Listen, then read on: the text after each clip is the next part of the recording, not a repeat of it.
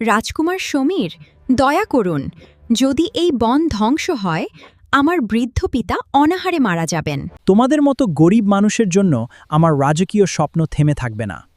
কাল সূর্য ওঠার আগেই এই বন উজাড় চাই।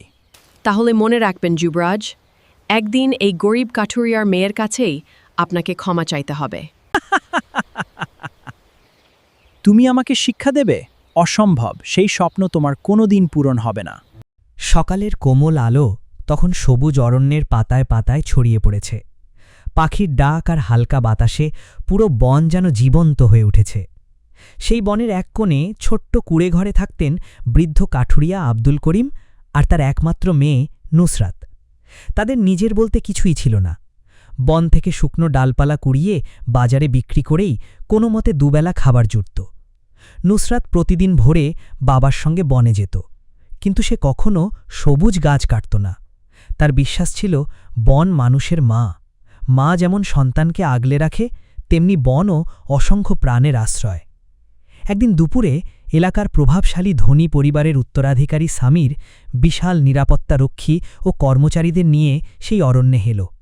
চারদিকে তাকিয়ে তার চোখ চকচক করে উঠল। অসাধারণ জায়গা, এখানেই আমার বিলাসবহুল রিসর্ট হবে, কাল থেকেই সব গাছ কেটে ফেলো। প্রধান তত্ত্বাবধায়ক মাথা নত করল। যেমন আদেশ স্যার। এই কথা শুনেই নুসরাত ছুটে এলো। স্যার, দয়া করুন, এই বন ধ্বংস করবেন না। এই বন না থাকলে আমরা না খেয়ে মরব। সামির ঠান্ডা হাসি দিয়ে বলল, আমার সিদ্ধান্ত বদলাবে না। তোমাদের মতো গরিব মানুষের জন্য আমার পরিকল্পনা থেমে থাকবে না। মুহূর্তের মধ্যেই কুঠারের শব্দে কেঁপে উঠল বন। একটার পর একটা গাছ মাটিতে লুটিয়ে পড়তে লাগল। নুসরাতের চোখে জল চলে এলো। সে বুঝে গেল, আজ শুধু গাছ নয়, তাদের ভবিষ্যতও কেটে ফেলা হচ্ছে। কয়েকদিনের মধ্যেই বন প্রায় উজাড় হয়ে গেল। বাজারে বিক্রি করার মতো শুকনো কাঠও আর পাওয়া গেল না। এক রাতে নুসরাত দেখল তার বাবা আব্দুল করিম আধা বাটি পাতলা ভাত খেয়ে বলছেন, মা, তুই খেয়েছিস তো? নুসরাত মিথ্যা হাসল। হ্যাঁ বাবা, আমি আগেই খেয়েছি। কিন্তু বৃদ্ধ বাবা বুঝতে পারলেন মেয়েটি সারাদিন না খেয়েই আছে। তার চোখ ভিজে উঠল। আমার জন্য তুই না খেয়ে থাকিস না মা? সেদিন রাতে নুসরাত ঘুমোতে পারল না। সে মনে মনে প্রতিজ্ঞা করল, অহংকারের শাস্তি তাকে দিতেই হবে, তবে প্রতিশোধ নয়, তাকে শিক্ষা দিতে হবে। পরদিন ভোরে নুসরাত পাহাড়ি জঙ্গলের ভেতর থেকে এক বিশেষ নীল রঙের ভেষজ গাছ সংগ্রহ করল। এই গাছের রস কয়েক ঘণ্টার জন্য ত্বক নীল করে দেয়, কিন্তু শরীরের কোনো ক্ষতি করে না। তারপর সে গ্রামের সরল মানুষ রফিককে ডেকে বলল, এই চকচকে পাথরটা তোমার, শুধু একটা ছোট্ট কাজ করে দিতে হবে। রফিক ভাবল, পাথরটি বুঝি অমূল্য রত্ন। লোভে পড়ে সে রাজি হয়ে গেল। নুসরাত ছোট্ট শিশিতে ভেষজ মিশ্রণ ভরে বলল, এটা যুবরাজ সামিরের মুখ ধোয়ার পানিতে মিশিয়ে দিও। পরদিন সকালে সামির মুখ ধোয়ার পরেই চমকে উঠল। তার মুখ, হাত আর গলা গভীর নীল রঙে ঢেকে গেছে। সে আতঙ্কে চিৎকার করে উঠল, সেনাপতি, আমাকে বাঁচাও! রাজ্যের সেরা চিকিৎসক এলেন। কেউ কোনো কারণ বুঝতে পারল না। দিনভর ওষুধ চলল, কিন্তু রং একটুও কমল না। ঠিক তখনই রাজপ্রাসাদে এলেন এক বৃদ্ধ দরবেশ। আসলে তিনি ছিলেন গ্রামের একজন সৎ মানুষ, যাকে নুসরাত অনুরোধ করেছিল একটি অভিনয় করতে। দরবেশ গম্ভীর কণ্ঠে বললেন, প্রকৃতির কান্না আর গরিবের অভিশাপ একসঙ্গে লাগলে এমনই হয়। অহংকারের ফল থেকে মুক্তি পেতে হলে যাকে কষ্ট দিয়েছ তার কাছে মাথা নত করতে হবে।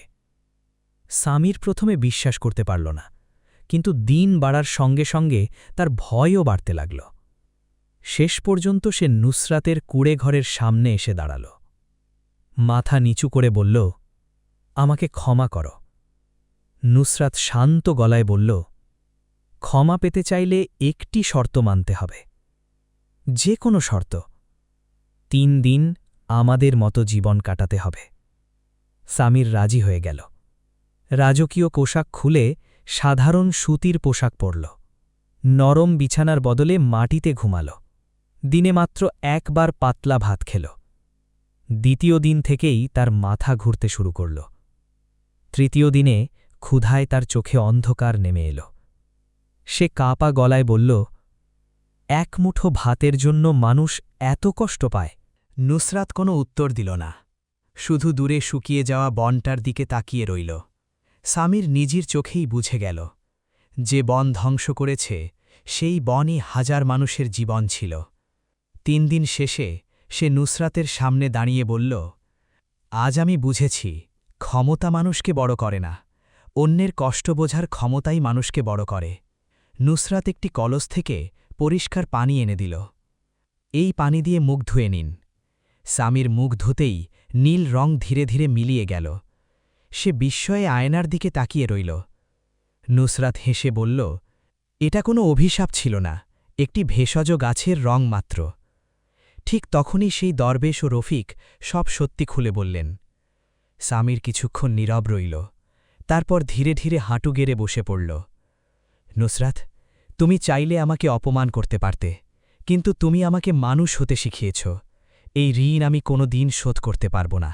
সেদিনই যুবরাজ সামি রাজসভায় ঘোষণা দিলেন, অরণ্যের একটি গাছও আর অনুমতি ছাড়া কাটা যাবে না। যে বন ধ্বংস হয়েছে সেখানে নতুন করে হাজার হাজার চারা লাগানো হবে। গরিব পরিবারের জন্য খাদ্য ভাণ্ডার খোলা হবে। কাঠুরিয়াদের জন্য আলাদা বন সংরক্ষণ এলাকা তৈরি করা হবে। কয়েক মাস পর সেই শুকনো বন আবার সবুজ হতে শুরু করল। পাখিরা ফিরে এলো। নদীর ধারে আবার শিশুদের হাসির শব্দ শোনা গেল।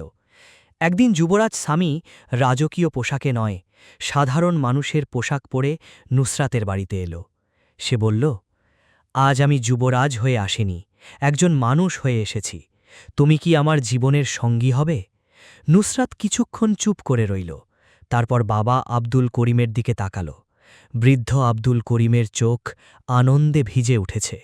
নুসরাত মৃদু হেসে বলল, আমি রাজি, তবে একটি শর্তে। স্বামীর অবাক হয়ে বলল, আবার শর্ত? হ্যাঁ, রাজপ্রাসাদের দরজা সবসময় গরিব মানুষের জন্য খোলা থাকবে, আর এই বনকে কখনো নিজের সম্পত্তি ভাববেন না, এটা সবার। স্বামীর হাসি মুখে বললেন, আমি কথা দিচ্ছি।